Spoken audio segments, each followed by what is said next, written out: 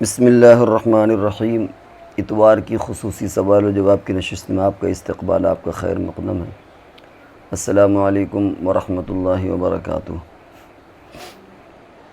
زارا صاحب یہ پوچھتی ہیں، زارا پتہ نہیں مرد کا نام ہے کیا عورت کا، اللہ بہتر جانے۔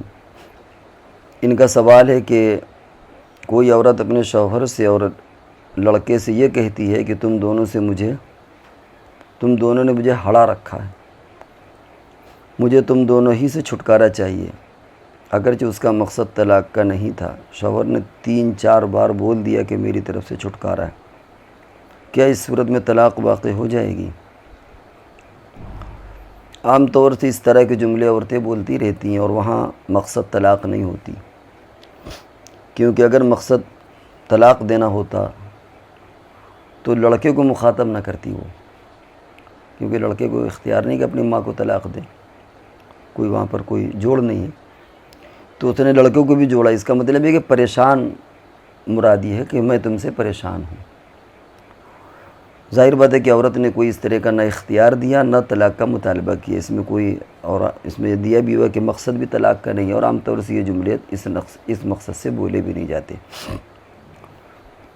اسی کے جواب میں شوہر نے جملے کہہ دیے کہ ٹھیک ہے بھائی، تم پریشان ہو تو ہم پریشانی سے تمہیں نجات دیتے ہیں، تو یہ کوئی ایسا جملہ نہیں ہے جس سے طلاق واقع ہو جائے، لہذا اس سے طلاق نہیں پڑے گی، کیونکہ شوہر نے عورت کے بات کا جواب کیا اور عورت کی نیت طلاق کی نہیں ہے، تو ظاہر بات ہے کہ شوہر کے ان الفاظ کا بھی اعتبار نہیں ہوگا۔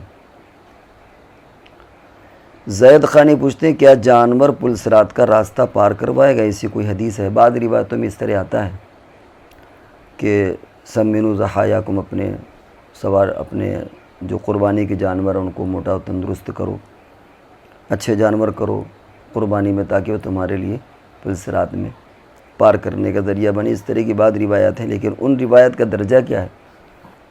بعض حضرات کہتے ہیں کہ لا اصل لہ، اس کی کوئی اصل نہیں ہے، یعنی وہ مضبوط روایت نہیں ہے، تو بہت زیادہ اس حدیث کا کیا درجہ ہے اس کا علم ہمیں نہیں ہے، لیکن ہاں اس طرح کی بعض روایت آئی ہیں۔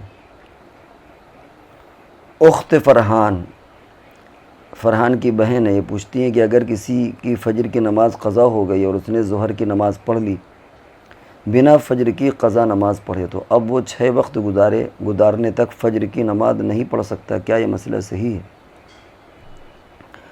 یہ مسئلہ تھوڑا علمی ہے اور عام طور سے لوگ اس کو نہیں جانتے۔ صاحب ترتیب کا مسئلہ یہ ہوتا ہے کہ جس کی زندگی میں کوئی نمازیں نہ چھوٹی ہوں، اس کے ذمے ایک یہ چیز بھی ہو جاتی ہے کہ ہر نماز کو ترتیب سے پڑھے وہ۔ اگر کوئی نماز مثال کے طور پر ظہر کی نماز اس سے چھوٹ گئی، قضا ہو گئی اس کی نماز، اور اب وہ عصر کی نماز پڑھتا ہے اور اسے یاد ہے کہ ہماری ظہر ابھی ہم نے نہیں پڑھی، تو اس کی اثر موقوف رہتی۔ موقوف سے مراد یہ کہ آگے دیکھا جائے گا کہ یہ ظہر کب قضا کرے گا۔ 5 نمازوں تک اگر وہ ظہر کی نماز قضا کر لے گا تو یہ جو نمازیں پڑھ رہا ہے عصر، مغرب، عشاء، یہ نمازیں اس کی باطل ہو جائیں گی، ختم ہو جائیں گی۔ اور اگر 5 نمازیں گزرنے کے بعد پھر وہ قضا کرتا ہے تو ایسی شکل میں اس کی یہ ساری نمازیں درست ہو جائیں گی۔ تو یہ تھوڑا علمی بحث ہے، اس کو الگ سے بھی پوچھا جا سکتا ہے۔ ترتیب جو ہوتی ہے وہ 3 وجہ سے ساقط ہو جاتی ہے۔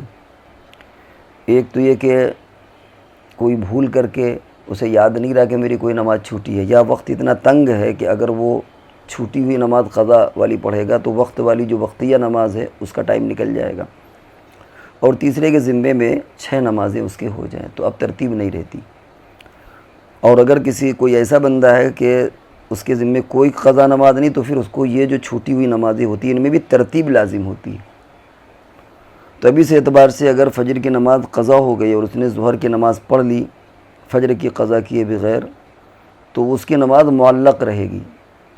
معلق سے مراد یہ کہ اگر وہ چھوٹی ہوئی فجر کو پڑھ لیتا ہے تو یہ ظہر اس کی چلی گئی، اور اگر یہ اگلے دن تک مؤخر رکھتا ہے فجر کو تو اس کی ساری نمازیں درست ہو جائیں گی۔ تو جیسا کہ ہم نے کہا کہ یہ تفصیلی مسئلہ ہے اور تھوڑا پیچیدہ بھی ہے، ٹھیٹ علمی مسئلہ ہے، تو اس کو ہمیں پورا طور پر سمجھانا اس مختصر آڈیو میں مشکل ہے۔ اور اگر ظہر کی سنتیں پڑھنے کے بعد اسے یاد آیا کہ فجر کی قضا پڑھنی ہے تو کیا پڑھ سکتا ہے؟ ہاں، اس میں کوئی حرج نہیں ہے۔ اگر ظہر کی سنتیں پڑھنے کے بعد یاد آیا تو وہ فجر کی نماز بہرحال پڑھے گا، وہ ظہر سے پہلے اس کو پڑھنا ہے۔ ہاں، اس میں کیا ہوتا ہے کہ اگر کوئی ایسا بندہ ہے کہ جس کے ذمے میں پوری عمر میں 6 سے زائد نمازیں چھوٹ چکی ہیں، تو اب اس کے ذمے ترتیب لازم نہیں ہے، جو نماز جب بھی چھوٹے وہ اس کو قضا کرنے کی کوشش کرے۔ لیکن اگر ساری اس کی نمازیں چل رہی ہیں، زندگی میں کوئی نمازیں نہیں چھوٹی، تو اب اس کے لیے یہ ہے کہ ہر نماز کو ترتیب سے پڑھے، پہلے ظہر، پھر عصر، پھر مغرب، پھر عشاء، وہ ترتیب سے۔ ادا نماز میں بھی ترتیب جس طرح ہے اسی طرح قضا نماز میں بھی وہ ترتیب ہوتی ہے۔ یعنی اگر کم قضا ہے، زیادہ قضا ہوگی تو پھر وہ مسئلہ بدل جاتا ہے۔ آسیہ لیدر، ان کا سوال یہ ہے کہ کیا زکوٰۃ کے پیسے سے کسی کو کوئی ضرورت کا سامان خرید کر دے سکتے ہیں، مثلا الماری یا فریج وغیرہ، بجائے پیسہ دینے کے؟ اس میں کوئی حرج نہیں، دے سکتے ہیں، خرید کر کے اسے دے سکتے ہیں اگر وہ مستحق زکوٰۃ ہے۔ جاوید علی گڑھ پوچھتے ہیں، ہمارے مسجد کے جو مستقل امام ہیں، جو مسجدی میں رہتے ہیں حجرے میں، جب وہ گھر جاتے ہیں تو اپنی جگہ دوسرا امام مقرر کر جاتے ہیں، حجرے میں تالا لگا جاتے ہیں۔ جو امام ان کی جگہ نماز پڑھاتے ہیں وہ رات کو ہی مسجد میں سوتے ہیں۔ گھر ان کا قریب ہے لیکن ان کو اکثر گھر سے آنے میں دیر ہو جاتی ہے، اس لیے کیا ان کا مسجد میں سونا درست ہے؟ ٹھیک ہے، ٹھیک ہی نہیں بلکہ بہتر ہے۔ مسجد میں جتنی پابندی ہو جاتی ہے گھر میں اتنی پابندی نہیں ہو سکتی۔ ہو سکتا ہے گھر میں آنکھ لگ جائے، کسی وجہ سے نہ اٹھ پائیں تو یہاں دقت آئے گی۔ اس لیے مسئلہ یہ نہیں کہ ٹھیک ہے، بلکہ ان کو مسجد ہی میں سونا چاہیے، جبکہ باقاعدہ جو امام چھٹی میں گئے وہ اپنی جگہ پر رکھ گئے ہیں، تو اب وہ باقاعدہ مسجد ہی میں لیٹیں۔ امام صاحب اگر اپنا حجرہ دے گئے تو اس کو استعمال کریں، اور ان کے لیے بجلی اور یہ سب استعمال، پنکھا، بجلی جو بھی وہ بھی درست ہو جائے گا، کیونکہ بہرحال امام کے وہ نائب ہیں۔